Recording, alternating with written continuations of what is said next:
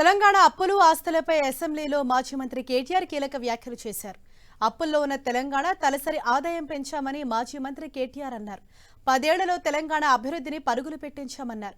దేశానికి అన్నం పెట్టే స్థాయికి రాష్ట్రాన్ని తీసుకువచ్చామన్నారు మాజీ మంత్రి కేటీఆర్. 2014లో విద్యుత్ శాఖ అతి భయంకరమైన శాఖ అధ్యక్ష, అతి భయంకరమైన శాఖ అత్యంత దురవస్థలో మాకు అప్పజెప్పిపోయినప్పుడు ఏంది అధ్యక్ష పరిస్థితి? 2700 మెగావాట్ల కరెంటు లోటు ఆ రోజు తెలంగాణ ఏర్పడ్డ నాడు. 22,423 కోట్ల అప్పులు మీరు అప్పజెప్పినాడు మాకు. 22,423 కోట్ల అప్పులు అధ్యక్ష ఆనాడు. ఇది ఆ రోజు మీరు అప్పజెప్పినప్పుడు అప్పులు 22,000, లోటు 2,700 అధ్యక్ష. ట్రాన్స్కో ఆస్తులు అధ్యక్ష లెక్క, వాళ్ళేమో అప్పులు చెప్పారు, నేను ఆస్తులు చెప్తున్నా. ట్రాన్స్కో ఆస్తులు వాళ్ళు అప్పజెప్పిపోయినాడు మాకు 2014లో 7,461 కోట్లు. ఈరోజు అధ్యక్ష ట్రాన్స్కో ఆస్తులు మళ్ళీ తిరిగి మేము వాళ్ళకి అప్పజెప్పినప్పుడు 24,476 కోట్ల అధ్యక్ష.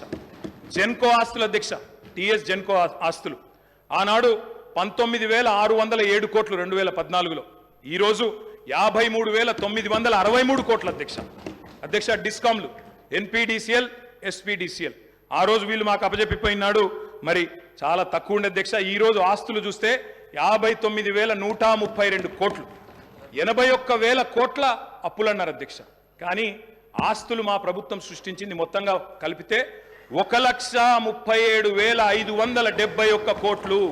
కేంద్ర ప్రభుత్వం ఆనాడు మమ్మల్ని అడిగింది, డిస్కామ్లు లాస్ట్లో ఉన్నాయి, ఉదయ్ అనే స్కీమ్ తెస్తున్నాము, ఆ డిస్కామ్లకు ఉన్న అప్పుల్ని మీరు స్టేట్ బ్యాలెన్స్ షీట్ మీద తీసుకోండి, మెయిన్ బడ్జెట్లో తీసుకోండి అంటే ఆనాడు స్టేట్ బడ్జెట్ మీద మీరు వదిలిపెట్టిపోయిన అప్పుల్ని 11,000 కోట్ల అప్పులు డిస్కామ్లకు ఉంటే వాటిని తీసుకోవడమే కాకుండా 9,000 కోట్లు చెల్లించిన ఘనత కేసీఆర్ గారి ప్రభుత్వం అనే మాట వారికి నేను విజ్ఞప్తి చేస్తా ఉన్నా అధ్యక్ష. దాన్ని ఏదో 81,000 కోట్ల అప్పు అని చెప్పి ఇవాళ ఆ గృహజ్యోతి అనే కార్యక్రమం నుంచి మీరు ఏదో ఎగ్గొట్టడానికి తప్పుకునేటట్టు ప్రయత్నం చేస్తున్నట్టు కనబడుతుంది తప్ప ఇంకోటి కాదు. దయచేసి మహిళలకు ఇచ్చిన మాట, రాష్ట్రంలోని మధ్యతరగతి కుటుంబాలకు ఇచ్చిన మాట 200 యూనిట్లు ఫ్రీగా ఇస్తామని నిలబెట్టుకోండి.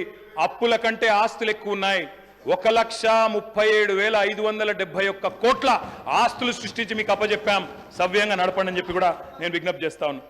అన్నమో రామచంద్ర అని ఏడ్చిన తెలంగాణ అధ్యక్ష ఇవాళ దేశానికి అన్నం పెట్టే స్థాయికి వచ్చింది. ఒక మాటలో చెప్తా అధ్యక్ష, 2014లో ఆనాడు మొత్తం ప్రభుత్వం సేకరించిన ధాన్యం సివిల్ సప్లైస్ కార్పొరేషన్ ద్వారా ఆనాడు ప్రభుత్వం సేకరించిన ధాన్యం, వరి ధాన్యం అధ్యక్ష 2014లో 2 పంటలు కలిపి వానాకాలం యాసంగి కలిపి 24 లక్షల మెట్రిక్ టన్నులు సార్. పోయిన సంవత్సరం అధ్యక్ష 2022-23లో మరి మా ప్రభుత్వం వచ్చిన తర్వాత 10 ఏళ్ళు మేము తీసుకున్న చర్యల వల్ల మరి 1,30,00,000 మెట్రిక్ టన్నుల ధాన్యాన్ని సేకరించే స్థాయికి సివిల్ సప్లైస్ కార్పొరేషన్ ఎదిగింది అధ్యక్ష.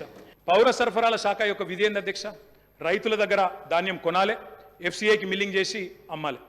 ఈరోజు పరిస్థితి ఏంటంటే అధ్యక్ష, నేను కూడా లెక్కలు తీసుకున్నాను.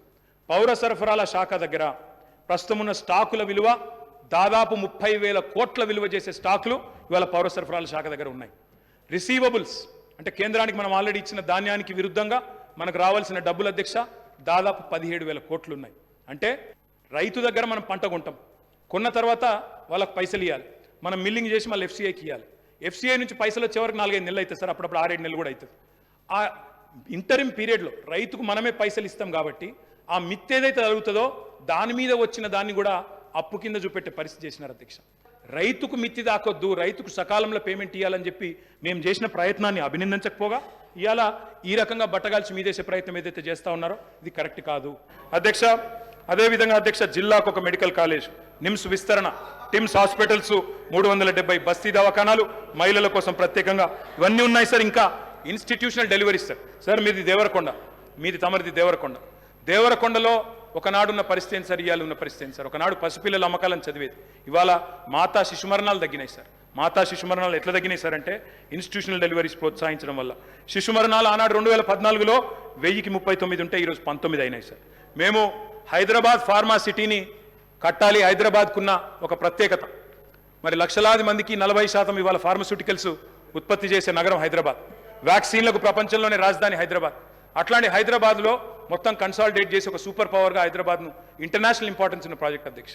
నిన్ననే పేపర్లో చూశాను, ముఖ్యమంత్రి గారు రివ్యూ చేశారు, క్యాన్సిల్ చేశారు. కానీ ఆ రివ్యూలో పరిశ్రమల మంత్రి లేరు, పరిశ్రమల కార్యదర్శి లేరు. మరి ఇది మంచిది కాదు అధ్యక్ష, ఇది రాష్ట్రానికి మంచిది. మా మీద కక్షతో ఒక మంచి ఏలేటి ప్రాజెక్ట్ మహేశ్వర్ రెడ్డి రాష్ట్రానికి గారు. దూరం చేయకండి.